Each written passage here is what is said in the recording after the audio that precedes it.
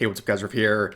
So today we have a lot to talk about involving Twitch. It's not the usual content creator drama or anything like that, but there's a lot of issues going on with the platform that's really starting to screw over a lot of content creators.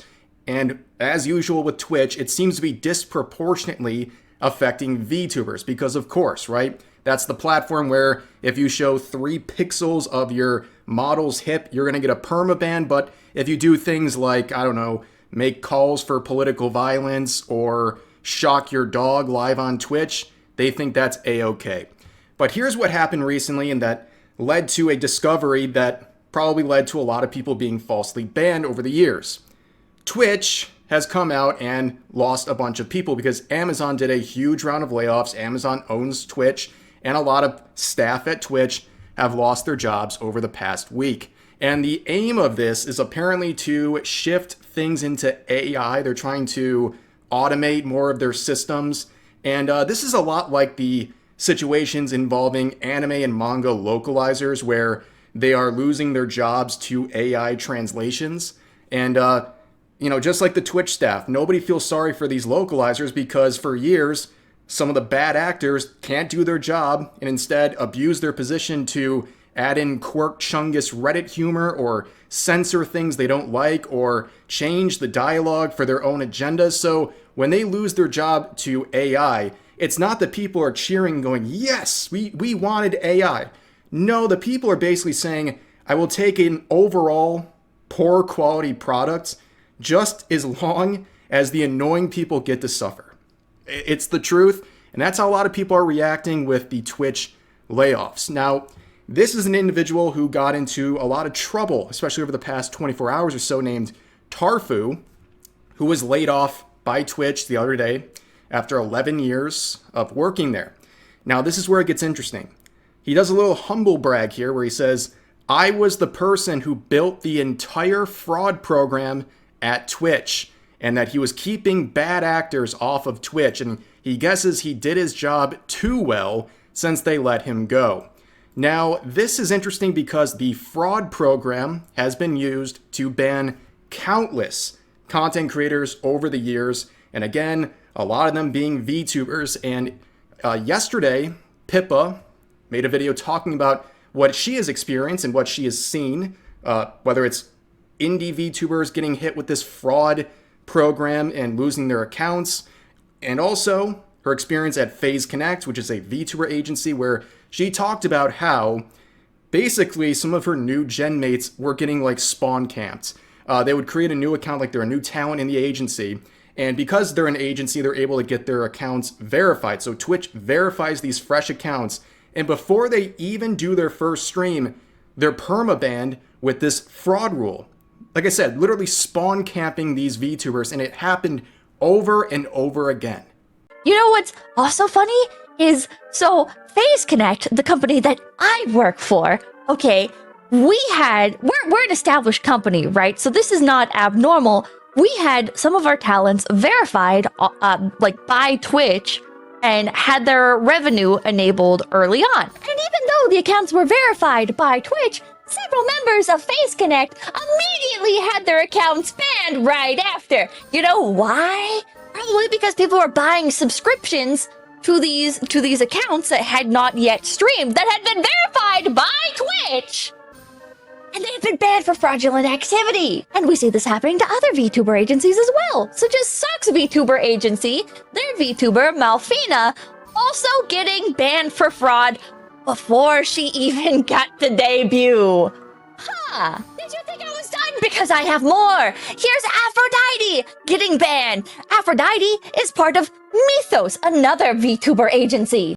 So towards the end of the video, she actually gets pretty fiery, but as she should. It's obviously very annoying to see people in your agency having their accounts sniped with the same BS reason that makes absolutely no sense, and also to see other VTubers hit with this. And of course, outside of VTubers, there's traditional streamers who don't use VTuber models who also got hit by this. So when people see the guy who claims to have single-handedly made this program that's affecting so many people, they see him come out and do a little humble brag, people don't like it. And you can see people saying, good riddance, I was banned wrongfully for this fraud this program you created. And he's down here saying, I'll take things that never happened. So basically gaslighting this guy and saying, that didn't happen. You're crazy. Yeah, not good. And if you want to reach out for support, well, a lot of people couldn't really do that. Like, not everyone's in an agency, or not everyone is a big content creator can, like, you know, make a big stink about things and maybe force Twitch to do something. So some people just lost their account and never got it back. And if you want to see what like Twitch communication looks like, if you can even get into contact, I saw this post from yesterday where another VTuber seems to have been suspended on Twitch, and the reason is pretty crazy. They admit in this email that the suspension was due to a mistake on their parts, but skip down a few lines. They then say the strike will remain on your account. So they're saying, we falsely suspended you. We're giving your account back, but we're going to keep a strike on your account, even though you did nothing wrong. Make it make sense.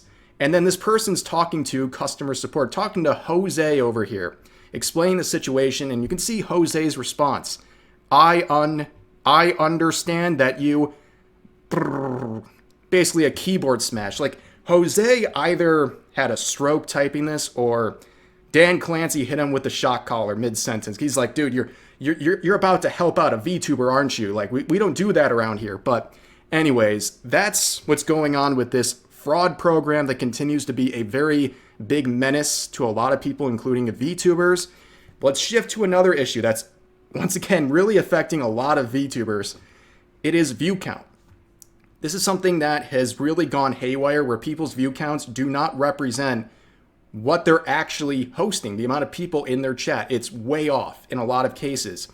And this really stems back, for context, to back in August, where Twitch came out.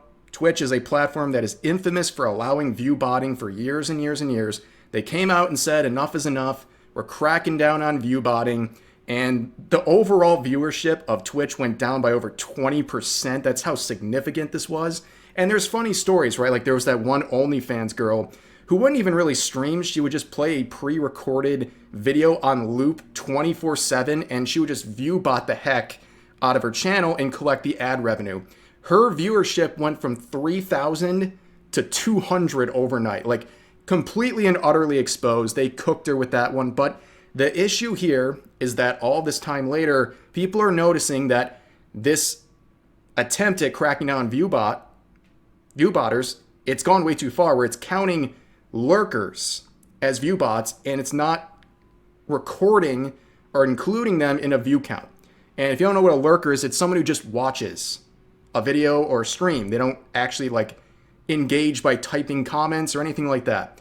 And there was a similar issue on YouTube I talked about that happened right around the time this view botting thing was being cracked down on, where they weren't counting, I guess you could say, lurkers on YouTube. They were only counting engaged viewers, people who were liking, commenting, or subscribing to the video. That's why people like myself were encouraging people to do that, because it always helps. But it was helping people actually have their view counted by YouTube. It seems like that system's gotten better, or maybe people are just more inclined to engage because they want to help out content creators. Who knows? But Twitch has not fixed their issue, where people who are lurking are definitely not being counted. And it's having a pretty enormous effect. Here's an example of another FaZe streamer, Lumi. Her actual account, there's extensions to find how many people are in your chat. She had 2,200, but it was publicly displaying 1,400. Almost half of what's actually in there, which is a pretty insane amount. Like, nobody's expecting the system to be perfect and count every single viewer to complete accuracy, but this is really, really off. And here's another example of Rosie raiding with 281 people. Now, if you don't know what a raid is, it's basically like when you're ending your stream, you send your followers over to someone else's stream. But the thing is, you have to actually go out of your way to click accept in order to be a part of this total right here. So the fact that 281 people opted in tells me there's probably a lot more people who didn't, and she had easily over 300 actual viewers. But her view count, 241. Like, it's way off. It's obvious it's not tracking right at all. And here's basically what's happening. Okay, this streamer in a 1 minute clip pretty much proved that they're just not counting lurkers. What she did was she was sitting around 700 live viewers, and she said, guys, I want to check something out here. Basically, lurkers rise up. Wake up right now. Just type something in the chat. Just, I don't care if it's just like a letter, just say something in the chat. And within the span of about 30 seconds, when they upgraded the view count, it exploded. As you can see right here, it went from around 700 to just shy of 1,000. Almost a 50% increase in a live viewer count. I mean, that's really significant. And we have other people like Megalodon, another VTuber, who's talking about this. And yeah, it's affecting a lot of people, even very successful indie VTubers as well. Okay, we get to hear this is probably around the time that people start, lurking a little. They stop chatting as much. 36 minutes in, numbers were climbing, and then my viewer count, the numbers continue climbing for the users, but the viewer count goes down by 200. But the users are still climbing. Some people could say someone's botting me, but they almost match. Right before the Phasmo stream, I think that Victory and I were talking a little bit more. It doesn't make sense. Usually after I start playing a game, my chat dies down. People are lurking. That's completely fine. Please lurk. Please have a good time in any way you see fit during my stream, okay? Phasmo starts. Viewer count goes down to 700. Almost a 300 count difference. But the users are still the same. What changed? And what did change was people stopped talking in chat as much because I started playing Phasmophobia. That's what always happens in my streams. People stop engaging as much whenever I start playing a game. That's okay. What's not okay is the viewer count not reflecting people that are watching the streams. Do you see how insane this statistic is right here? 650 viewers, 1,000 users. How come it was counting here but not here? Now, one more set of examples I want to show here is this tweet, which went pretty viral. You can see it has like 3 million views, 44,000 likes, where this VTuber, of course, says, this is why smaller streamers quit, by the way. And this is their number with the extension. They have 33 with the extension, but the live count from Twitch says 13. Almost 1/3. That's pretty debilitating, okay? That is demoralizing, especially for a smaller streamer. Now, a lot of people are trying to say like, oh, why do you care about view count so much? Like, who cares? Well, first of all, I think you should care, at least a little bit, as like a feedback tool, right? Like, if you normally stream to 100 people and you try something new, a new game or something, and all of a sudden your view count for that stream's like 20, that tells you, maybe that's not in the best interest of my viewers. Maybe they don't respond well to that game, what have you. Now, with this system, if it's not being accurate, you might get confused on feedback like that. It might not make any sense. And on top of that, I believe in the power of persuasion with numbers. I think there's a lot of people out there, if they see two streams, let's say identical content, they're going to be more likely to click on the one that has more viewers, because in their minds, and this is not true, but it can have some weight, I guess, people figure, oh, if there's a lot of people watching the stream, it must be somewhat entertaining, right? Again, that's not 100% true all the time, but I think a lot of people do think like that. So it does impact you there. And also your view count impacts sponsorships. That is your bargaining chip, how many live viewers you can bring to them as a partner with a sponsor.